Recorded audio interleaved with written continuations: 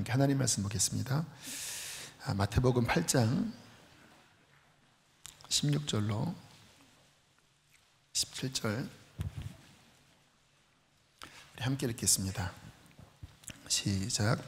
저물매 사람들이 귀신 들린 많이 데리고 예수께 오거늘 예수께서 말씀으로 귀신들을 쫓아내시고 병든 자들을 다 고치시니 이는 선지자 이사야를 통하여 하신 말씀에 우리의 연약한 것을 친히 담당하시고 병을 짊어지셨도다 함을 이루려 하심이더라. 아멘. 복음서를 보시면 예수님의 모습은 치유자이십니다. 예수님이 하신 사역의 많은 부분은 병든 자를 치료하시는 일이었어요. 오늘 읽은 이 마태복음 8장의 말씀은 실은 이사야 53장에 있는 그 말씀을 성취했다라고 마태가 이야기하는 건데요. 아시는 것처럼 이사야 53장에 주님이 이 땅에 오실 때 무슨 일을 하시는지에 대한 예언이 나오죠. 저는 우리의 질고를 지고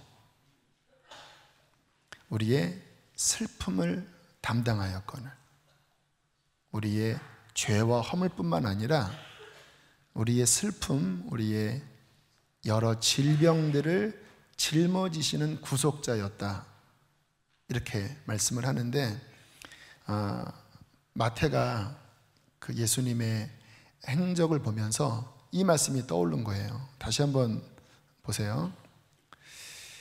저물매 사람들이 귀신 들린 자를 많이 데리고 예수께 오거늘 예수께서 말씀으로 귀신들을 쫓아내시고 병든 자들을 다 고치시니 우리의 연약한 것을 친히 담당하시고 병을 짊어지셔도다 함을 이루려 하심이라.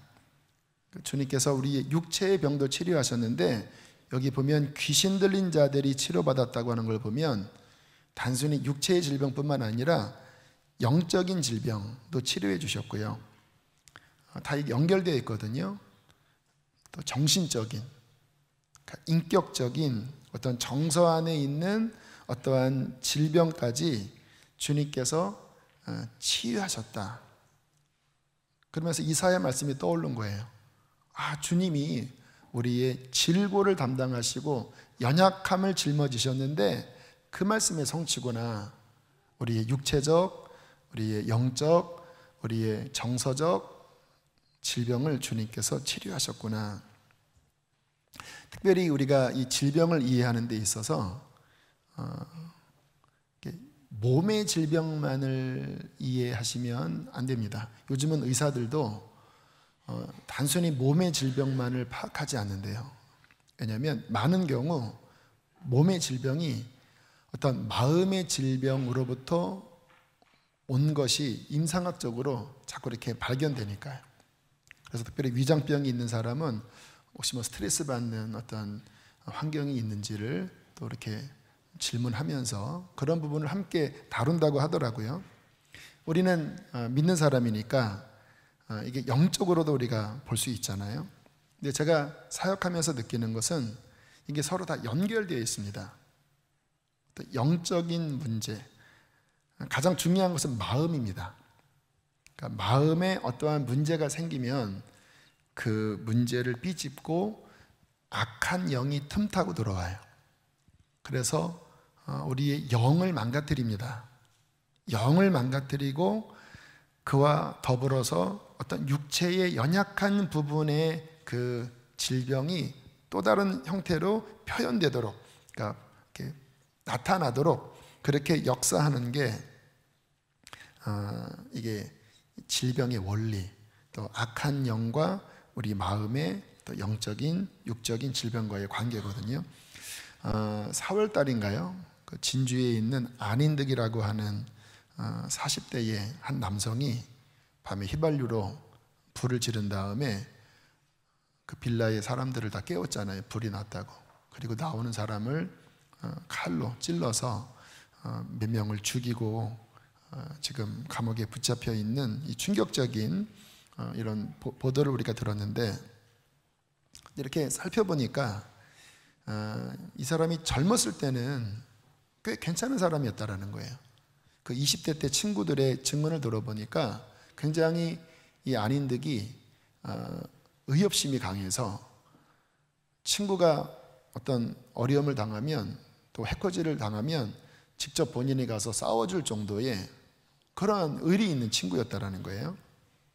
그런데 이 친구가 공사판에서 일을 하다가 허리를 다치고 그래서 산업재해 신청을 했는데 국가로부터 산업재해 판정을 받지 못하자 그때부터 마음 안에 이 분노의 쓴뿌리가 생겼다라는 거예요. 이 세상을 저주하고. 잘 보세요. 허리가 다쳤습니다. 마음이 상했지요. 나라로부터 보상을 받기 원했는데 정상적인 보상을 받지 못하자 이 허리의 병이 마음의 분노, 좌절로 틈타고 들어왔어요. 이 분노하는 마음이 강해지자 악한 귀신이 그 마음을 이제 부채질하는 거예요.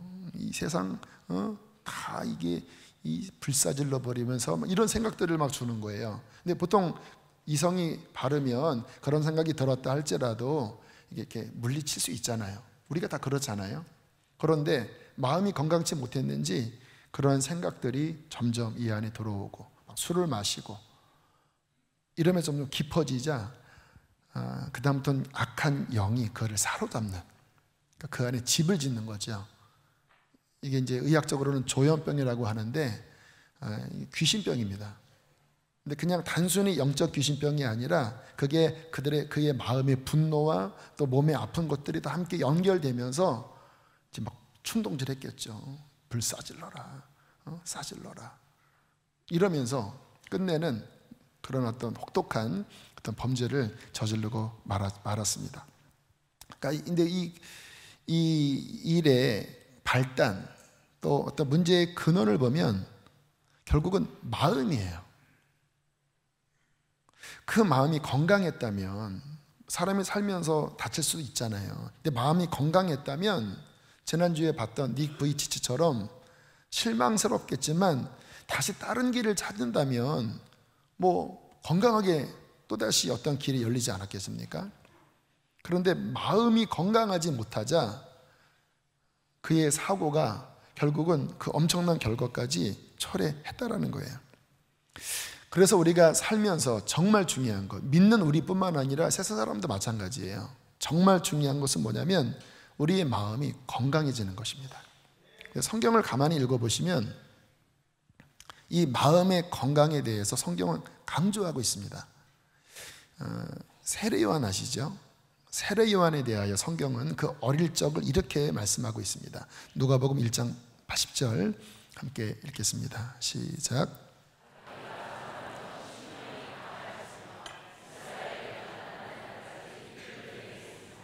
네, 잘 아시는 것처럼 세례 요한은 주님의 길을 예비하는 사람이었죠.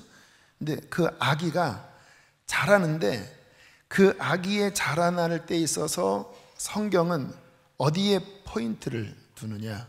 심령에 포인트를 줍니다. 그 아이가 주님의 일을 감당하기 위하여 몸만 자란 것이 아니라 심령이 강건해졌다. 그의 속사람이 강건해졌다. 앞으로 주님의 길을 예비하는 사역을 감당하는 게 쉬운 일이 아니잖아요. 뭐 회개를 외쳐야 되는데 심지어는 헤롯 왕 앞에서 헤롯 왕의 잘못을 막 지적하는 정도의 강력한 선지자잖아요.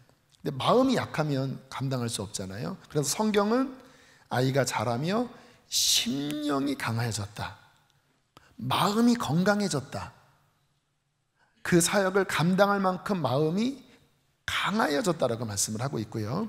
예수님에 대해서도 같은 맥락으로 말씀하고 있습니다. 누가복음 2장 40절입니다. 시작. 아기가 자라며 강하여지고 지혜가 충만하며 하나님의 은혜가 그의 위에 있더라. 그렇죠. 그 아이가 자라며 뭐가 강해졌을까요? 몸이 강해졌을까요? 아닙니다. 그의 심령이 강해지는 거예요. 그리고 하나님의 지혜가 충만하여 어떤 영적인 지각이 강건해지는 거예요. 하나님의 은혜 속에서 그의 속사람이 강건해지는 거예요. 물론 하나님의 아들이지만 육의 몸을 입고 있는 사람이잖아요.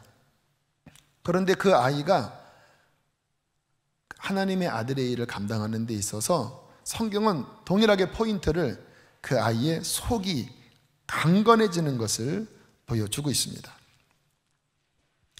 잠언서에도 그런 말씀이 나와요. 사람이 마음이 건강해야 육체의 질병도 이기는데 마음이 무너져 있으면 그는 이 세상의 그 어떠한 것도 감당하기 힘들다, 그렇게 말씀해요. 왜냐하면 이 마음이 사람의 운전대이기 때문에 몸이 병들어도 마음이 강하면 이 마음이 몸을 끌고 갈 수 있습니다. 경험해 보셨나요? 마음이 몸을 끌고 갈 수 있어요. 그런데 마음이 무너지면요, 몸은 멀쩡하지만 마음이 무너져 있으면요, 손 하나 까딱하기 힘든 거예요. 왜냐하면 그 사람의 그 모든 것을 움직이는 중심은 마음이기 때문에. 그래서 우리의 마음이 건강한 게 너무너무 중요한데, 사탄이 이 마음을 실은 공격하고, 특별히 이 마음이 약한 사람, 특별히 마음이 병들어 있는 사람, 그러한 부분을 사탄이 자극해서 아까 안인득처럼 그 인생을 도둑질하고 망가뜨리는 일을 하는 일이 마귀의 일이에요.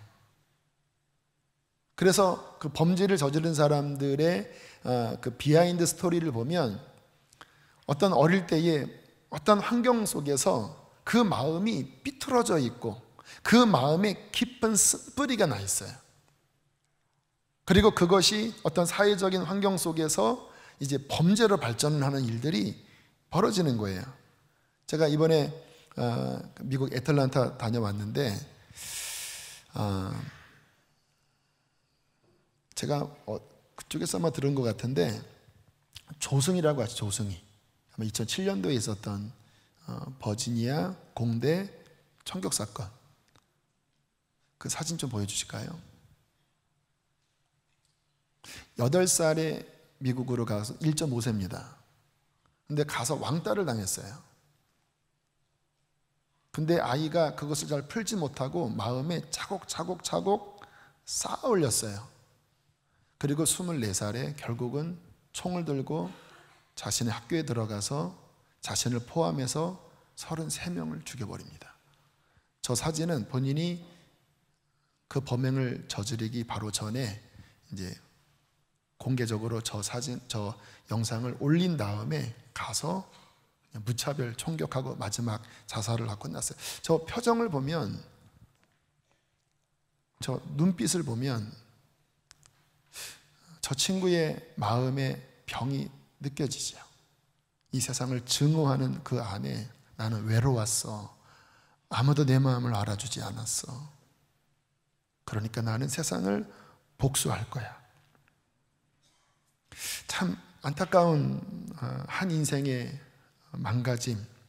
우리나라도 그것 때문에 참 마음에 큰 충격을 받았는데요. 이게 결국 마음의 병 때문에 이러한 일이 생기는 건데, 그래서 우리들이 이런 내적 치유를 살피면서, 물론 우리의 주님께서 저는 지난주에 진짜 무릎을 다 고쳐주셨어요. 지난주 점심에 제가 막 심각하게 무릎이 망가져서 계단도 못 내려갔다고 그랬잖아요. 그런데 기도했습니다. 하나님 앞에, 주님 저 사역해야 됩니다. 무릎 고쳐주세요. 그리고 성령 집회 다 끝나고 집에 갔는데요, 하나도 안 아파. 하나도. 오늘에 이르기까지 하나도 안 아파.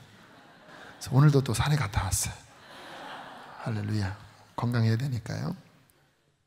자, 어쨌든 주님은 치료자이십니다. 우리의 몸의 치료자일 뿐만 아니라 우리의 영적, 우리의 마음에 있는 그러한 부분들을 주님께서는 치료하시기를 원하시는 분이세요. 왜요? 그게 구원입니다. 우리가 구원을 이렇게 단면적으로만 생각하시면 안 돼요. 내가 죄사함 받고 나중에 천국 갑니다. 나는 마음이 아파요. 그렇지만 나는 마음이 병들어 있어요. 나는 용서가 안 돼요. 나는 너무 외로워요. 나는 여전히 슬퍼요. 그런데 나는 예수님을 믿고 나는 구원을 받았어요. 이게 뭔가 안 맞잖아요. 이사야 61장에 나오는 말씀, 제가 내적 치유에 있어서 거의 교본과 같은 말씀으로 붙잡는 부분인데요. 이사야 63장 1절로 3절을 제가 좀 요약을 했는데요. 한번 읽어보실까요? 시작. 나를 보내사 마음이 상한 자를 고치며 포로된 자에게 자유를, 갇힌 자에게 노임을 선포하며.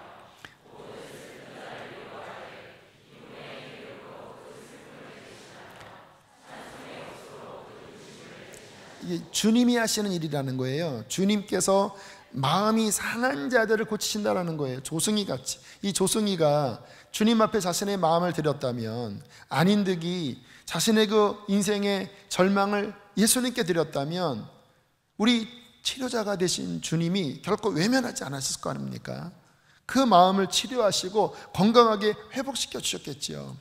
근데 주님께 간 것이 아니라 자신의 인생을 비관하고 마귀의 속임수에 넘어가서 결국은 도둑질하고 자신의 인생을 살인하는 그 사탄의 꾀임에 넘어간 거잖아요. 근데 주님은 마음이 상한 자를 고치고, 이 포로가 뭐냐면 아까 말씀을 드렸죠. 그러니까 그러한 상처에 내 마음을 내어 맡기고, 그리고 비관하는 부정적인 생각, 그것을 자극질하는 사탄에게 자꾸 나의 마음을 주면요, 이게 내 어떠한 인격이 포지션 된다고 그러죠. 어떤 악한 영에게 붙잡힙니다. 그래서 여러 일탈 행동이 나와요. 중독도 원인이 이런 원인 때문에 그래요. 마음에 막 괴로움이 있는데 이게 해결이 안 되니까 술을 마셔봤어요. 조금 풀린 것 같아요. 계속 마시다가 알코올 중독이 되는 거고, 게임 중독이 되는 거고, 도박 중독이 되는 거고, 성 중독이 되는 거고, 여기 포로가 되어 있고 뭔가에 갇혀 있는 거예요. 제가 자유에 대한 선포를 자주 합니다. 자유하라고. 그 자유가 뭐냐면 그러한 내적인 속박, 포로됨, 내가 원치 않는 어떠한 죄에 묶여있는, 근데 그 뿌리는 어떠한 상함과 어떤 마음의 질병에 의한 그러한 것으로부터 자유케 되는 것, 놓여지는 것이 예수님의 구원의 역사임을 믿습니다. 슬픈 자를 위로하고 기쁨의 기름으로 그 슬픔을 대신하여 슬픔의 마음이 이제 주님의 만지심으로 기쁨으로 바뀌어지는 거예요. 그래서 은혜 받은 분들의 특징은요, 슬픔이 많은 분들은 기쁨이 더 큽니다. 왜냐하면 그 슬픔의 자리에 하나님은 기쁨의 기름으로 치유하시기 때문에. 근데 슬픔이 별로 없는 사람들은 평상시에 마음이 평안하고 해피해요. 그런데 그 주님이 주시는 기쁨은 못 누려요. 덜 누려요. 그런데 마음에 깊은 상처가 있는 사람들은 그 주님의 회복을 경험하면 그 슬픔의 자리에 하늘의 기쁨의 성령을 부어주셔서 그가 하나님을 찬양하게 하시고 더 이상 근심 대신에 하나님을 노래하는 아름다운 회복을 주님은 주시는 것입니다. 그게 바로 신앙이에요. 저는 이 부분에 늘 균형을 생각을 합니다. 우리가 선교도 하고 또 교회에서 여러 봉사도 하잖아요. 해야 합니다. 왜요? 주님이 그렇게 부르셨으니까. 그런데 내 마음이 치유되지 않은 채 내가 주님 안에서 건강하게 회복되는 것은 잘 이루어지지 않은 채 사역을 하면요, 오히려 어려워집니다. 왜? 내가 건강치 않기 때문에 자꾸 쓴물이 나가요. 그리고 내 안에 그 상해 있는 곳에 어떤 어려움을 당하면, 우리가 사역하면 어떤 어려움을 겪잖아요. 그런데 내 안에 있는 그 쓴뿌리가 해결되지 않은 채 그 어려움을 교회 일하다 만나면요, 오히려 더 크게 상처를 받습니다. 교회 다녀도 소용없어, 선교해도 소용이 없어, 이런 이야기를 해요. 근데 문제는 그게 아닙니다. 여러분, 주님의 일을 하다 보면 어려움이 생겨요. 근데 먼저는 뭐냐면 주님 안에서 내 마음이 건강하게 회복되는 그 수준과 함께 봉사를 할 때 우리는 그 일을 기쁨으로 감당할 수 있는 거지요. 그래서 중요한 것은 뭐냐? 우리의 마음이 건강하게 회복되는 것이라는 거예요. 근데 많은 사람들이 실은 이제 이 부분이 많이 이렇게 다뤄지지 않기 때문에 어떤 영적인 또 내 마음에 어떤 문제를 아는 채 신앙생활을 계속합니다. 제가 예전에 선교훈련을 받을 때 한 목사님의 고백이 참 지금도 기억이 남는 고백을 하시더라고요. 이분이 목회하시다가 너무 지쳐버린 거예요. 열심히 최선을 다하는데 뭐 성과도 별로 없는 것 같고, 그래서 이분이 어떤 선교단체 훈련, DTS 훈련을 아마 가신 것 같은데, 첫 강의 때 이분이 힐링을 받았다고 그래요. 근데 평상시에 너무나 잘 알고 있는 한 말씀을 통해서 문제의 뿌리를 보게 되었다고 하더라고요. 어떤 말씀이었냐면, 예수님께서 처음 세례 받으실 때 하늘에서 어떤 음성이 들렸습니까? 이는 내 사랑하는 아들이요 내 기뻐하는 자다.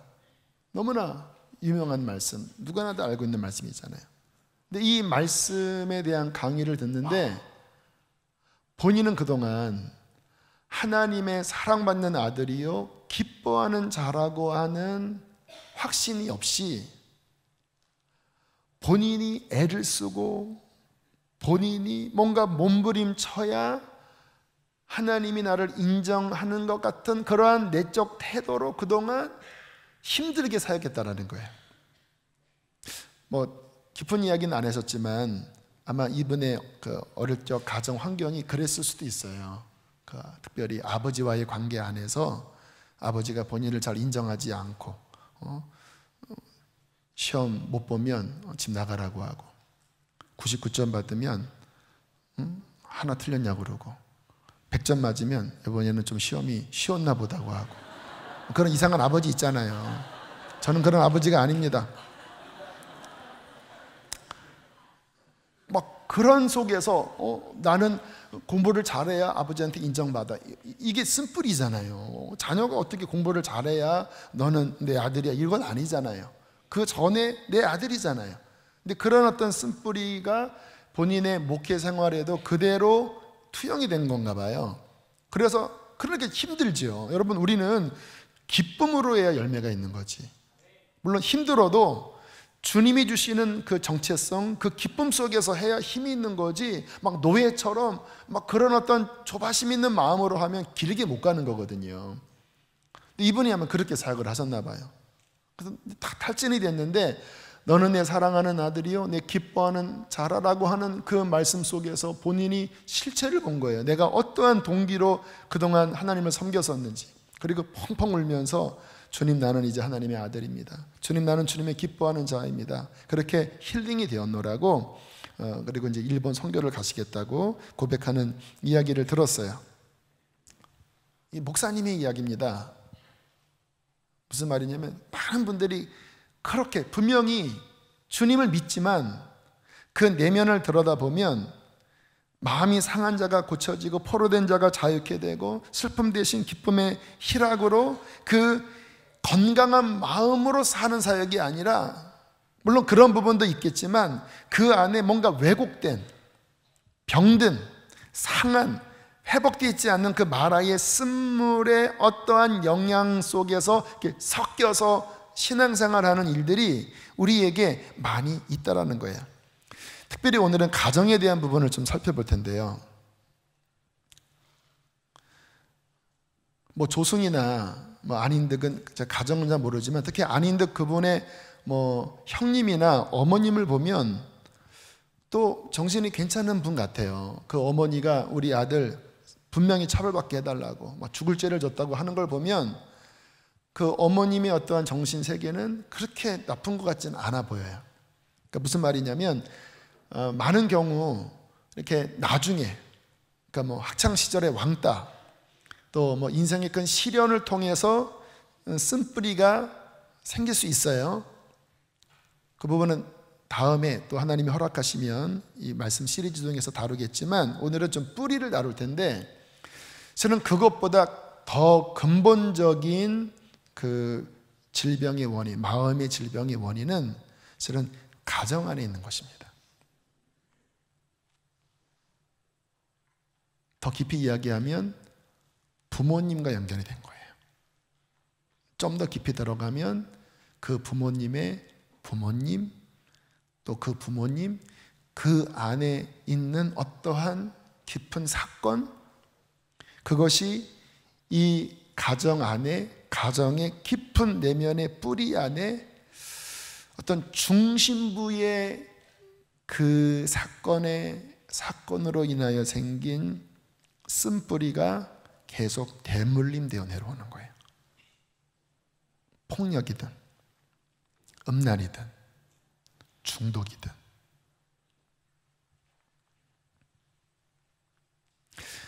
사람의 신체도요, 부모의 유전자가 자녀들에게 유전되는 걸 보면 참 신기한데, 근데 참 신기한 것 중에 하나는요, 이 정신적인 것도 유전이 돼요. 참 신기하죠. 자녀 보면 그 부모가 갖고 있는 어떠한 정신 세계가 어떻게 얘가 어떻게 이것까지 닮나? 외모만 닮는 게 아니라 그런 거 느끼죠. 뿐만 아니라 죄도 유전이 됩니다.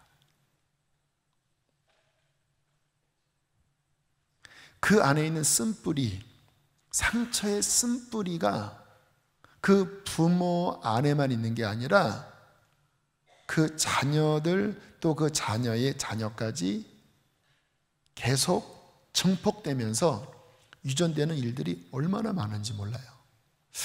제가 지금 이 예를 들면 저는 늘 조심스러워요. 왜냐하면 우리나라는 이 정치 이야기하면 너무나 갈라지고 민감하기 때문에. 근데 제가 이 측면에서 지난 5월 첫 주에도 이 말씀을 드렸는데, 여러분 우리나라를 이 사상적인 것 빼놓고 한번 쓴뿌리의 차원에서 한번 들어가 보면요, 이쪽 진영과 이쪽 진영, 또한 남과 북, 또는 뭐 지역적으로도 뭐 무슨도, 이런 그 안에 굉장히 고통스러운 사건이 연결되어 있어요.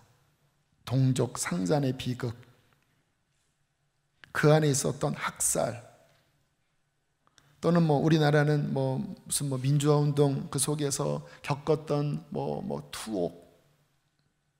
근데 가만히 지금 벌써 그게 뭐 몇십 년이 흘렀는데도 불구하고요, 지금도 그때 그걸 겪었던 사람들 이야기 들어보면요, 그 상처로 인하여 기인된 어떠한 사고방식, 어떠한 세계관, 어떠한 인식이 그대로 드러나요.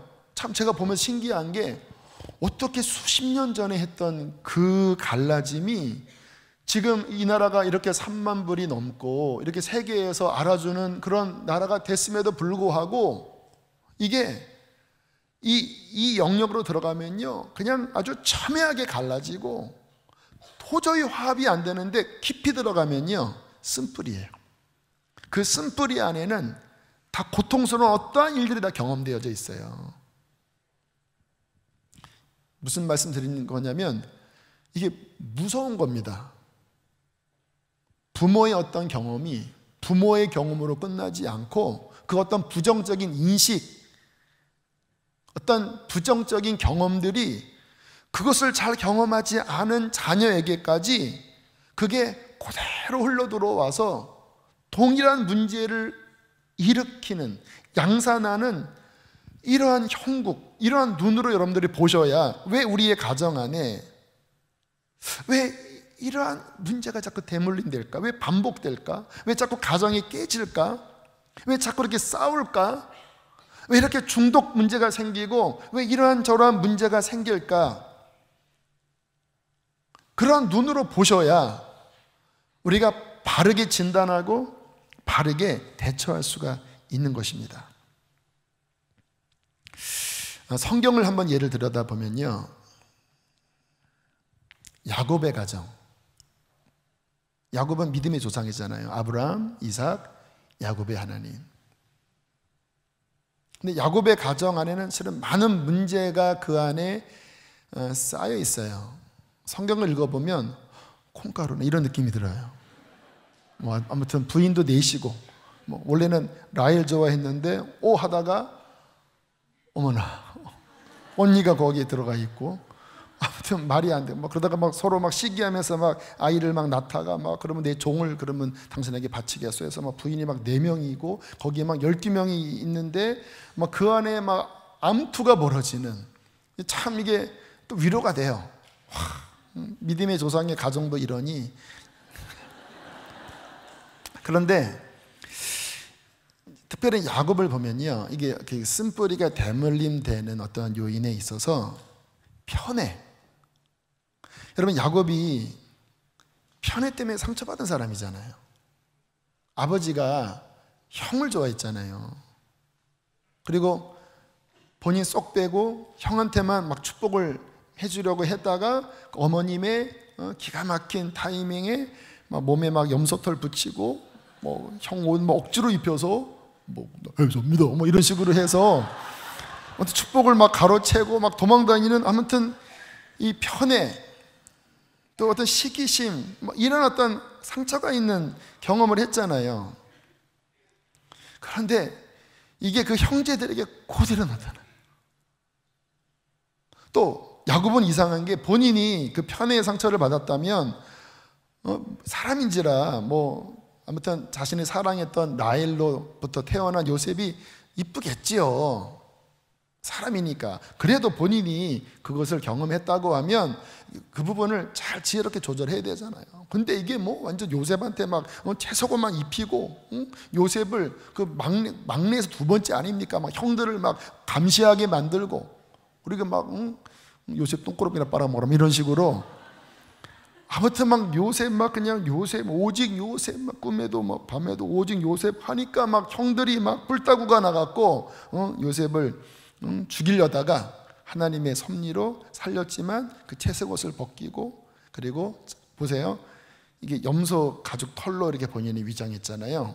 그런데 그 염소를 잡아다가 피를 흘려서 거기에 그 채색옷에 입혀서, 그리고 아버지한테 거짓말하게 하잖아요. 그 시기 때문에 본인이 겪었던 그런 어떤 쓴뿌리가 본인의 자녀에게서 약간 배역만 다를 뿐이지, 환경만 조금 다를 뿐이지 뿌리는 동일하게 드러나는 것을 경험해요. 근데 창세기 후반부가, 저는 이 창세기를 강의하면서 참 놀라웠던 게, 창세기는 굉장히 긴 역사 속에 하나님의 어떤 중요한 핵심적인 어떤 섭리가 담겨져 있는 책이거든요. 근데 후반부는요, 가정의 회복으로 마무리되어져요. 그렇게 쓴뿌리가 대물림되고 그것 때문에 막 깨지고 막 죽이려고 하고, 야곱은 너무나 마음이 상해서 살 의욕을 느끼지 못하고, 바로가 너 몇 살이냐 물어봤더니 험악한 인생을 살았다고 하면서 주름이 깊이 파인 그 주름으로. 근데 하나님께서 후반부에 그 가문 안에 있는 그 대물림 되었던 그 쓴뿌리를 회복하시는 역사로 창세기가 마무리되어져요. 가정의 회복. 그 일에 실은 요셉이 기가 막히게 하나님의 지혜로 그 일을 한 건데, 기가 막히게 그 가정의 어떤 문제를, 그 근본 뿌리를 뽑아내는 일을 해요. 여러분, 성경 보면 동생을 데려오라고 하잖아요. 근데 이 동생이 베냐민인데, 이 베냐민은 야곱에게 있어서 요셉이 사라진 다음에 또 편애의 핵심입니다. 그냥 이번에는 베냐민에게 온통 마음이 나가 있어요. 그런데 요셉이 그 베냐민을 데려오라고 하면서 영적으로 보면 아버지 안에 있는 그 부분을 다뤄요. 그리고 이 형제들 가운데 물론 르우벤이 장남이지만 그 가문에 있어서 실은 가장 대표격적인 사람이 유다입니다. 그래서 야곱이 유다를 축복할 때는 너로부터 메시아가 나올 것이다, 그 홀이 나올 것이다, 이렇게 예언을 하면서, 이 창세기에 보면 유다가 그 자녀들에게 있어서, 요셉은 그런 면에서는 이때 앞서 있었지만 미래적으로는 유다가 리더십으로 이제 그때부터 이미 보여져요. 그런데 마지막에 어떻게 되지요? 서로 막 이기적이고 막 시기심으로 가득한 그 상황에서 베냐민을 종으로 삼으려고 하니까 유다가 차라리 나를 종으로 삼아 주십시오. 참 눈물 어린 장면이 나올 때 유다가 자신을 내려놓는 희생, 야곱이 자신을 내려놓고 자신이 사랑했던 것을 내려놓고 하나님 앞에 맡기는 이 일을 통하여 그 가정 안에 깊이 뿌리 내리고 있었던 편애, 또 증오, 시기, 이와 같은 육신적인 것들이 치유되면서 요셉이 용서로 그 가정이 화목되게 되면서 창세기가 마무리되어져요. 그러니까 이 쓴뿌리의 차원에서 보면 정확하게 하나님이 하나님의 사람 가정에 있는 그 잘못된 뿌리를 뽑아내는 일, 이게 창세기의 결론이라는 거예요. 자, 그런 측면에서 이제 우리는 우리의 가정을 한번 살펴보기를 원합니다. 우리 가정에는 어떠한 쓴뿌리가 있나? 내가 하나님의 사람으로 분명히 나는 복의 통로가 되어야 되잖아요. 믿으십니까? 나를 통하여 나의 자녀들이 복을 누리고, 나를 통하여 우리의 가문이 하나님을 기쁘게 섬기는 의의 나무가 되어 그분의 영광을 드러내는 그러한 의의 나무로 주께서 우리를 택하시고 부르셨잖아요. 그게 나타나야 되는 거잖아요. 슬펐던 마음이 기쁨으로 바뀌고 포로된 것에서부터 해방되어 주님의 은혜의 해를 선포하는, 마치 요셉을 통하여 야곱의 그 가문이 회복된 이 일이 우리 가문 안에서 경험되어져야 되잖아요.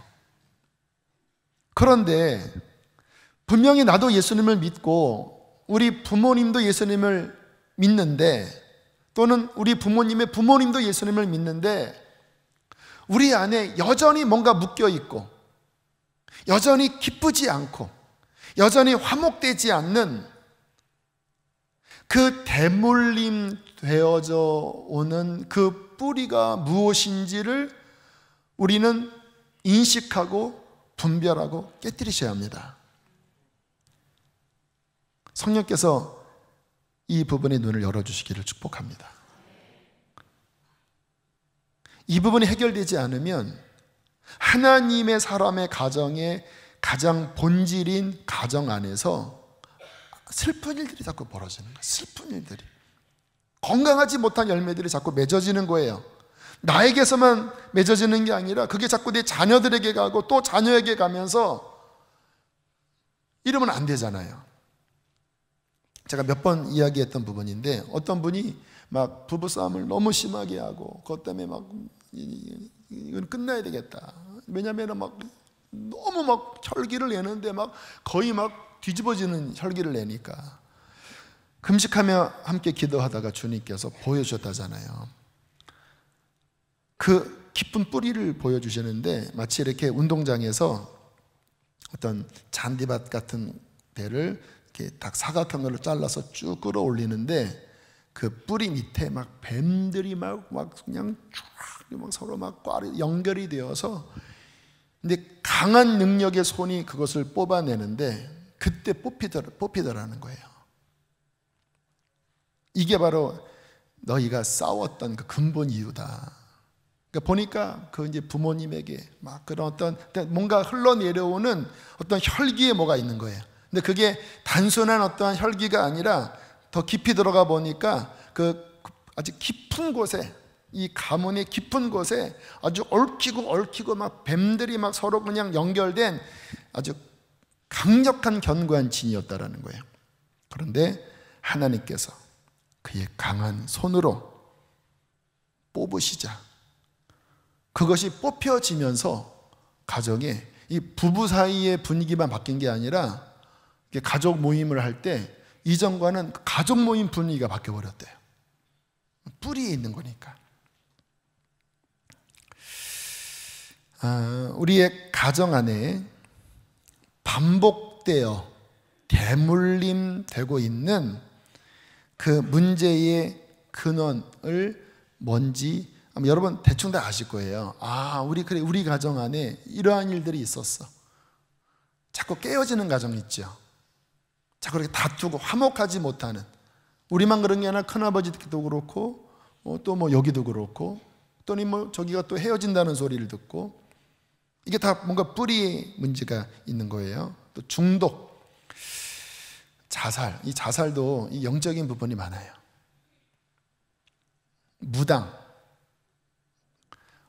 이 가정 안에 어떤 무당이 있으면 이게 자꾸 대물림돼서 뭐 요때 아니면은 또 이렇게 흘러 옆으로 가고 하면서 이 무당의 어떠한 영이 이 가문 안에 계속 대물림되어 내려오는 어떠한 부분들이 있어요. 또 가정 안에 일찍 죽는, 물론 뭐 사람의 어떤 그 DNA상 어떤 뭐 질병이 있는 그런 자연적인 부분도 있겠지요.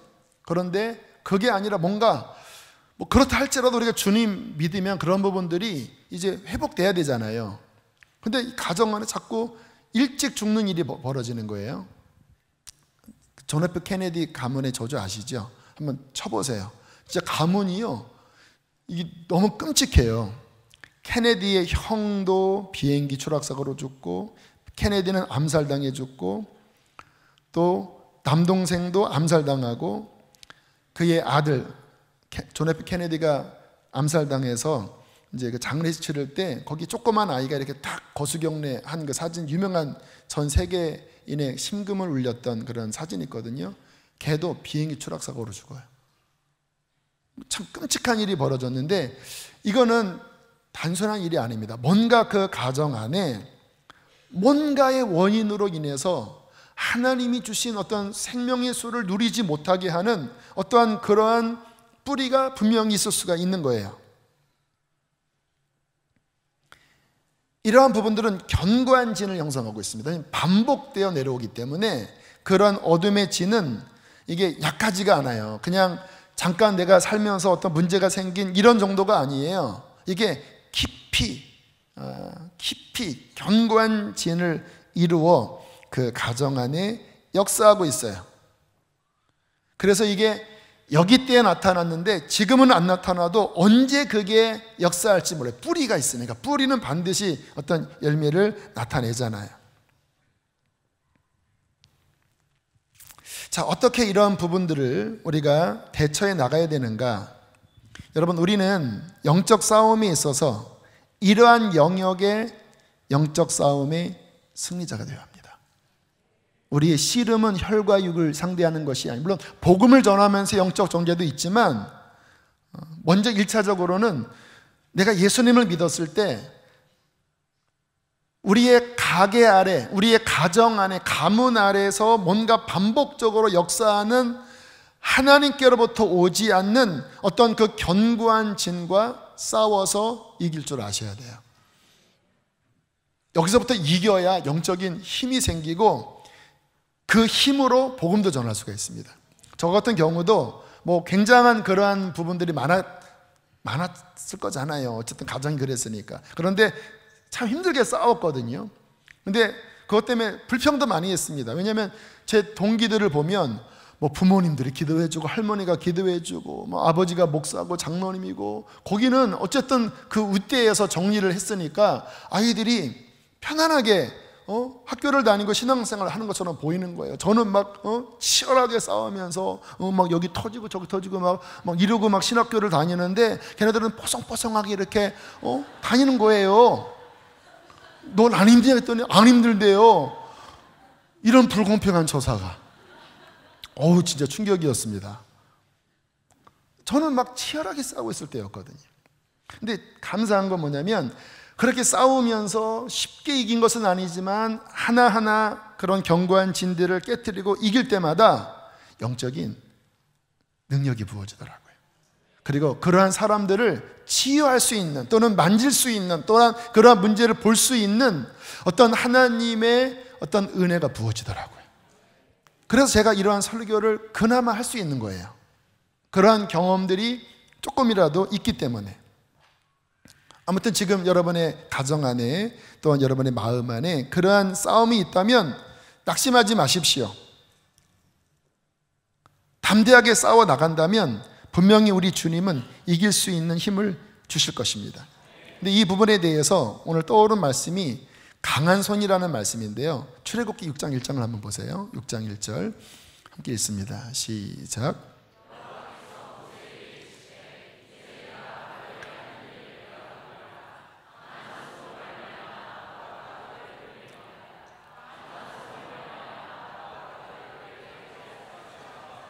강한 손.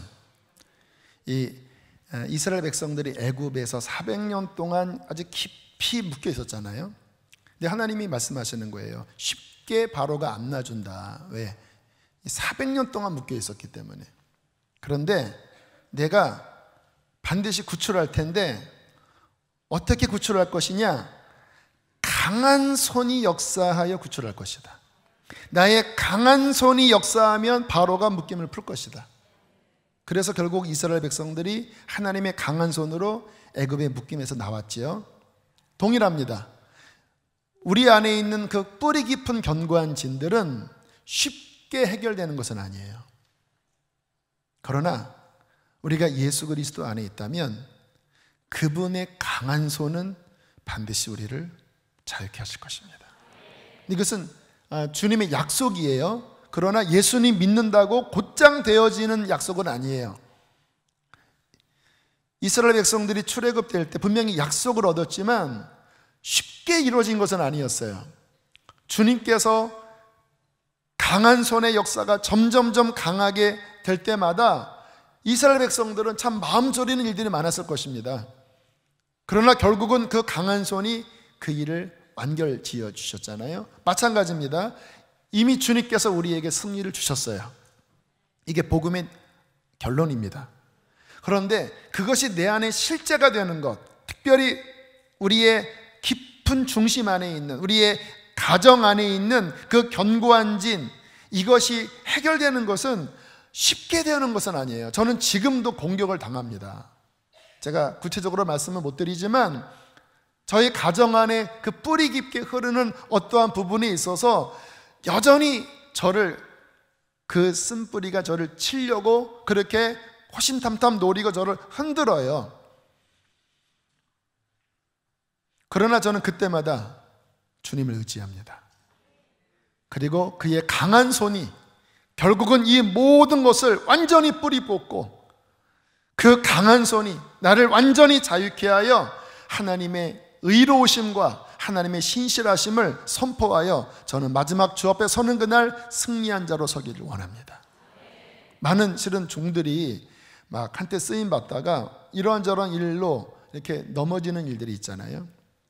근데 그게 왜 그럴까 보면 실은 그런 어떤 견고한 진들이 이렇게 숨어 있다가 뭔가 방심할 때 탁 쳤는데 싸우면 이길 텐데, 왜? 이미 풍성한 기업이 있었고 능력이 있었기 때문에. 근데 싸우지 않고 하다가 넘어진 일이 분명히 생기거든요. 그러니까 저는 100% 안심하진 않아요. 그러나 두려워 낙심하지 않아요. 왜? 주님의 강한 손이 나와 함께 있고 내가 그것을 의지하면 나는 반드시 이길 것을 믿기 때문에. 자, 그 강한 손이 무엇인가? 베드로전서 1장 18절로 19절 말씀 함께 읽겠습니다. 시작.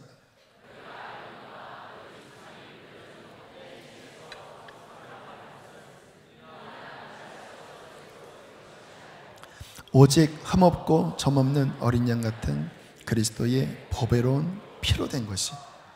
여러분, 주님의 강한 손, 출애굽 보세요. 10가지 재앙을 내리실 때 결국 바로가 알았다 가라, 다 가라 했던 그 마지막 역사가 어린 양의 피였던 거 아시죠?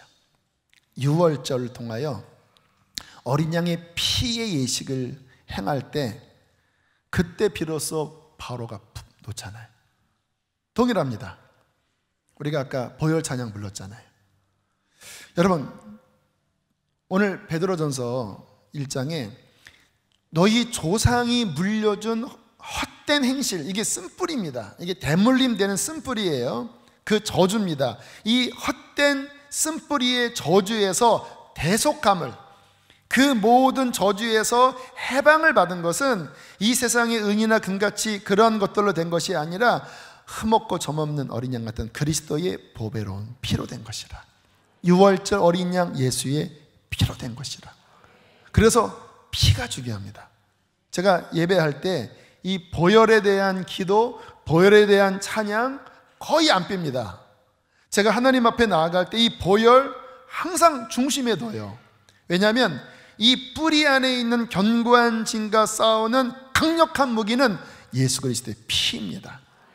왜냐하면 그 피가 그 모든 뿌리 깊은 저주의 모든 이 죄의 대가를 갚아버리는 대속의 피이기 때문에 그래요. 할렐루야. 예수의 피, 그 피가 어떠한 능력이 있는지, 그 피가 나의 쓴뿌리에 어떻게 역사하는지 성경을 통하여 유월절 어린 양의 피, 예수 그리스도의 어린 양의 피, 그 피를 깊이 이해하고 그 피 안에 거할 때 이길 수 있는 거예요. 그래서 요한계시록에 이긴 자들을 향하여 뭐라고 말씀합니까? 저가 어린 양의 피와 자기들의 증언하는 말로 인하여 이겼다고 말씀하잖아요. 그래서 여러분들 예수의 보혈을 늘 고백하고 늘 선포하고, 특별히 그 쓴뿌리의 영역, 견고한 지인 안에 묶여있는 그 쓴뿌리의 영역 안에 우리가 하나님 앞에 그 부분을 올려드리면서 회개를 하고, 또 하나님 앞에 그 연약함을 올려드리면서 주님의 피가 이 모든 영역에 더 깊이 뿌려지게 해주십시오. 그 모든 저주를 풀게 해주십시오. 그때 주님의 강한 손이 그 애굽의, 그 바로의 악한 묶임을 놓도록 역사하여 주실 것입니다. 또 하나 중요한 것은요, 용서하는 것입니다. 그러한 부분의 가장 핵심에 있는 어떠한 감정이 뭐냐면 용서치 못한 거예요. 부모에 대한 용서치 못한, 또는 그러한 것의 원인이 되는 누군가에 대한 마음의 어떠한 증오, 마음에 있는 어떤 분노, 여기에 많이 속아요. 그래서 막 가정 안에서 어떤 그 상황이 되면 또 막 분란이 일어나고 막 싸우고 해요. 이것을 이기는 힘은 용서입니다. 하늘에 계신 아버지, 우리가 우리의 죄를 용서하신 것, 우리가 우리에게 죄 지은 자를 사하여 준 것처럼 우리의 죄를 용서하여 주십시오. 용서를 통하여 그 안에 뭔가 맺혀있는, 그렇잖아요 여러분, 영적인 원리가 굉장히 복합적인데, 어떤 그런 잘못된 영역에 대하여 예수의 피를 의지하면서 그 모든 저주를 끊어달라고 하는 것도 중요한 영역이지만, 그러나 만약에 내 의지 안에서 용서치 못한 마음으로 딱 묶여 있으면 아무리 피를 선포해도요, 이게 순서적으로 내가 용서하는 마음을 품어야 그 다음에 주님의 용서의 은혜가 이렇게 순환이 되는 거거든요. 근데 내가 용서를 못하면 이게 입으로만 선포하는 거지 역사가 안 돼요. 그래서 마음의 깊은 곳에 뭔가 응어리진 그러한 영역에 있어서 그 응어리 안에 원한이 있고 그 증오가 있고 미움이 있잖아요. 그 안에 반드시 악한 사탄, 귀신이 또아리를 두고 막 가정을 흔드는 거거든요.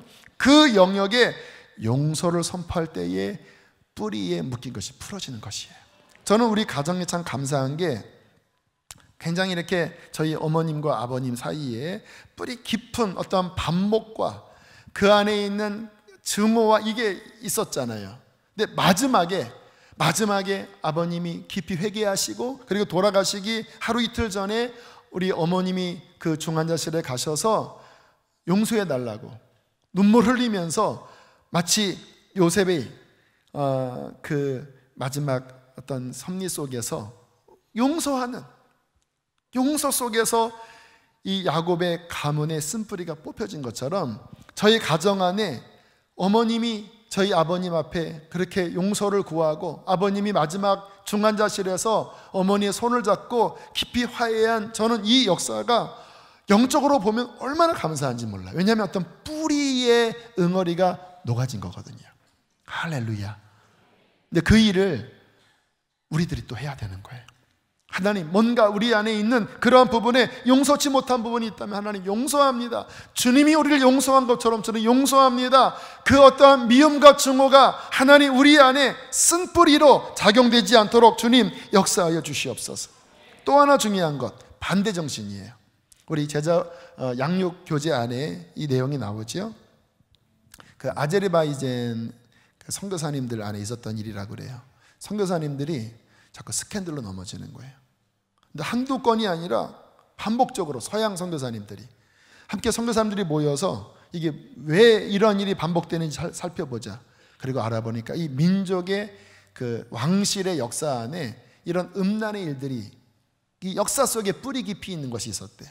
그래서 함께 선교사님들이 모여서 손을 들고 이 아제르바이잔에 뿌리 깊게 내려오는 그 음란의 영에 대하여 내가 거룩한 주님의 성령의 역사로 선포한다.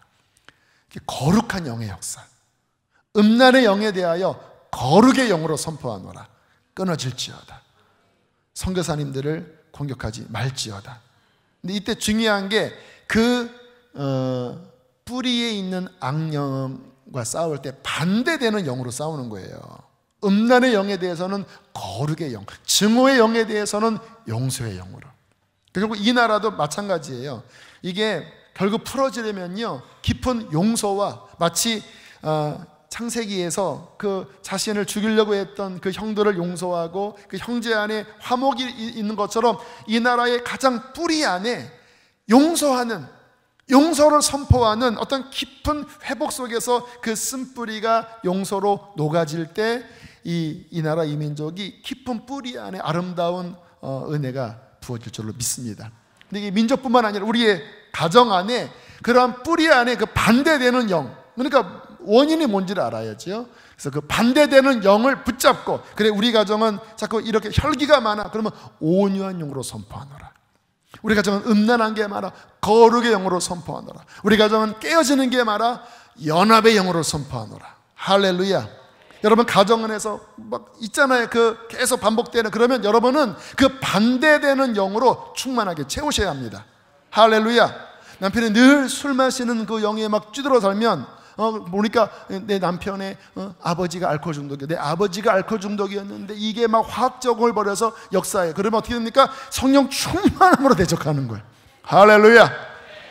알코올 중독을 향하여 성령 충만함으로 알코올 중독은 떠나갈지어다. 그래서 반대되는 영으로 우리들이 선포하며 나가는 게 중요하고요. 마지막은요, 결국 중요한 것은 우리가 하나님 말씀에 순종하는 길을 걸어가기 시작하면 그 안에서 성령의 능력, 그의 강한 손으로 그 뿌리들이 다 뽑혀요. 저는 당대잖아요. 그리고 우리 위에 뿌리들이 참 좋지 않잖아요. 그런데 감사한 게 저희 형님도 좋은 가정 이루고 잘 살고 있고요, 저도 좋은 아름다운 행복한 가정을 이루고 아무튼 잘 살고 있고 그래요. 근데 감사한 게 왜 하나님이 우리의 가정 안에 참 이게 잘 끊어지고 영향을 주지 않게 하셨을까? 저는 그래서 주님이 저를 목회자로 부르신 것 같아요. 만약에 제가 목회자로 부름을 받지 않았다면 저는 아마 강집사로 여기 서 있을 거예요. 금요일 아마 TV 보고 있을 거예요. 이렇게 맥주 마시고 있을 것 같아요. 강집사로. 집사는 됐을 것 같아요. 근데 적당히 한 발은 세상 한 발은 이렇게 해서 그러면 아마 가정이 상당히 안 좋았을 겁니다. 제가 알아야 대충. 그런데 제가 목회의 길을 걷다 보니까 아무튼 말씀을 선포해야 되고 제가 순종해야 되고, 그러니까 빠른 시간에 하나님의 말씀 안에 깊이 들어올 수 있었어요. 목회의 길을 걸었기 때문에. 그러다 보니까 말씀 순종하고 이 길을 걸어가다 보니까 주님께서 더 빨리 그런 것들이 제 안에서 이렇게 뿌리 뽑히는 은혜를 주셨더라고요. 할렐루야. 그래서 여러분들 주님 말씀에 깊이 나와서 주님께 사로잡힌 그 순종의 삶을 사는 게 복 중의 복입니다. 그러면 주님께서 뽑아주세요. 오늘도 여러분 그러한 마음으로, 사모하는 마음으로 오셨지요. 오늘 안수기도 할 때 주님께서 그런 분들 역사하실 거예요. 이게 뭐냐면 순종의 자리로 오면, 왜냐하면 주님께서 그런 마음을 주시거든요. 순종의 자리에 오면 주님께서는 반드시 포로된 자에게 자유를, 갇힌 자에게 노임을, 슬퍼하는 자에게 기쁨의 기름을 부으시는 의의 나무의 회복을 주님은 주시거든요. 우리의 마음을 건강하게 하여 주님이 빛이 드러나고 우리를 통하여 하나님의 새로운 일들이 일어나도록 역사하시는 분이 주님의 구원이시거든요.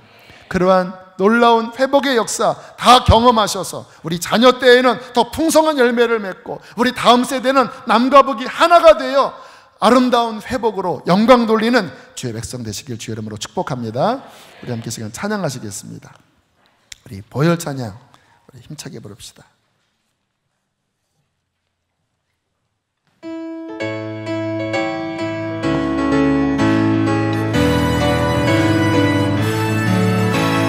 죄에서 자유를 얻게 하는 보혈의 능력, 주의 보혈, 시험을 이기는 승리되니 참 놀라운 능력이로다.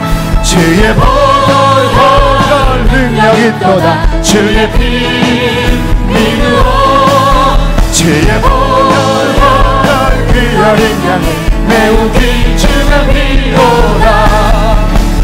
육체의 정욕을 이기림은 보혈의 능력, 주의 보혈 정결한 힘을 얻게 하니 참 놀라운 능력이로다. 주의 보혈 능력이 또다. 주의 피 믿으오. 주의 보혈 그 어린 양의 매우 귀중한 주의 성령이 역사하여 주십니다. 눈보다 더 희게 밝히는 것 보혈의 능력, 주의 보혈 무정한 모든 것 밝히시니 참 놀라운 능력이로다. 주의 보혈 능력이 또다. 강한 손으로 우리를 버티시며 주의 보혈 그 어린 양의 매우 귀중한 피로 구주의 복음을 복음을 전할 제목 보혈의 능력, 주의 보혈 날마다 나에게 찬송 주니 참 놀라운 능력이로다. 주의 보혈 능력이 또다. 주의 피 믿으오. 주의 보혈 그 어린 양의 매우 귀중한 피로다. 유월절 어린 양의 피로 불을 꺼주세요. 나의 삶의 문이 열렸네. 저 어둠의 권세는 힘이 주 보혈의 능력으로 주 보혈의 능력으로 원수가 날 정죄할 때에도 난 이롭게 설 수 있네. 난 더 이상 정죄함 없네. 난 주 보혈 아래 두 손 높이 난 주 보혈 아래 있네. 그 피로 내 죄 사했네. 하나님의 그의 날 거룩해 하시었네. 난 주 보혈 아래 있네. 난 원수의 어떠한 공격에도 더 이상 넘어지지 않네. 난 주 보혈. 우리 한 번 더 고백합시다. 2월절 어린 양의 할렐루야. 나의 삶의 문이 열렸네. 저 어둠의 권세는 힘이 없네. 주 보혈의 능력으로 원수가 날 정죄할 때에도 난 그렇게 설 수 있네. 난 더 이상 정죄함 없네. 난 주 보혈 아래 있네. 난 주 보혈 아래 믿음으로 고백하세요. 그 피로 내 죄 사했네. 하나님의 그는 날 거룩해 하시었네. 난 주 보혈 아래 있네. 난 원수의 어떠한 공격에도 더 이상 넘어지지 않네. 더 이상 한 번 더 이상 난 주 보혈 아래 있네. 난 주 보혈 아래 있네. 할렐루야. 성경은 말씀하십니다. 보라 지금은 은혜 받을 만한 때요, 보라 지금은 구원의 날이로다. 주께서 구원의 날에 너를 듣고 너를 도왔다 하였노라. 여러분, 은혜의 해를 선포한다고 말씀하신 것은 아담 이후에 다 모든 가정이 실은 다 묶여 있어요. 아담의 저주, 원죄의 저주, 본질상 진노의 자녀, 상황과 환경만 다를 뿐이지 그 뿌리 안에는 다 묶여 있습니다. 그러나 주님의 은혜의 해, 그 피로 인한 구속의 역사, 모든 저주를 끊는 해방의 역사를 예수께서 선포하셨습니다. 십자가와 부활로 완성하셨습니다. 믿음으로 이것을 취하는 거예요. 그 피 안에 믿음으로 담대히 들어가고 사탄과 싸워 나갈 때에 견고한 지는 강한 손의 능력으로 끊어질 것입니다. 회복될 것입니다. 의의 열매가 맺어지게 될 것입니다. 우리 두 손 높이 들고 기도합시다. 주여, 내 가정 그렇게 되게 하여 주시옵소서. 오늘 말씀 기억하시고 주여 두 번 부르시고 기도하시겠습니다. 주여,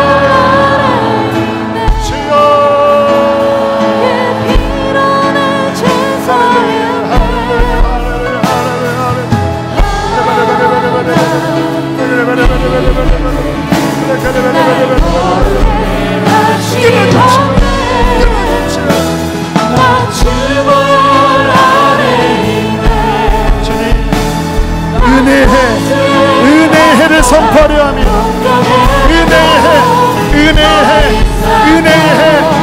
은혜의 해를 선포합니다. 포로된 자에게 자유를, 갇힌 자에게 해방을, 슬퍼하는 자에게 희락의 기름을 부으사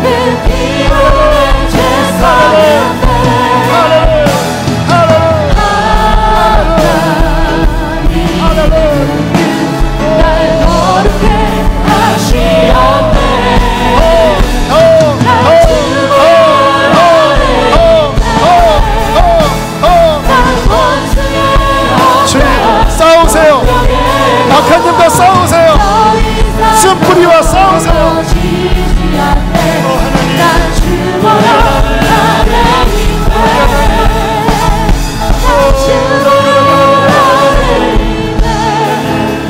우리 하나님,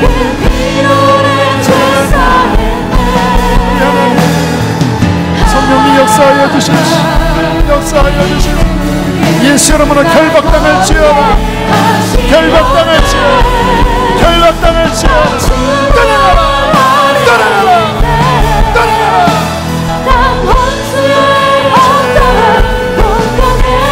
모든 상한 것들을 고쳐주십시오.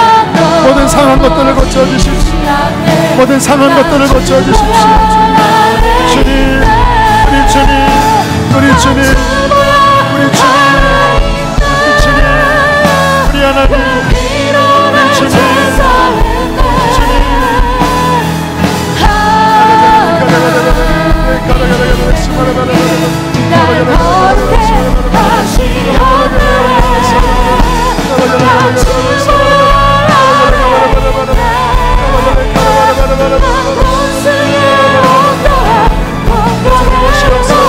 주님 오시옵소서.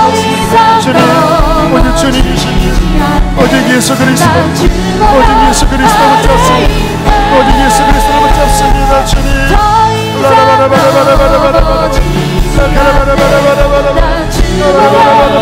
예수님, 예수님, 예수님, 예수님, 예수님, 예수님, 고쳐주십시오. 고쳐주십시오. 고쳐주십시오. 고쳐주십시오. 고쳐주십시오. 고쳐주십시오. 고쳐주십시오. 고쳐주십시오. 여러분, 이런 기도를 드리고 이러한 작업들을 할 때 어쩌면 여러분 안에 이런 싸움이 커질 수도 있어요.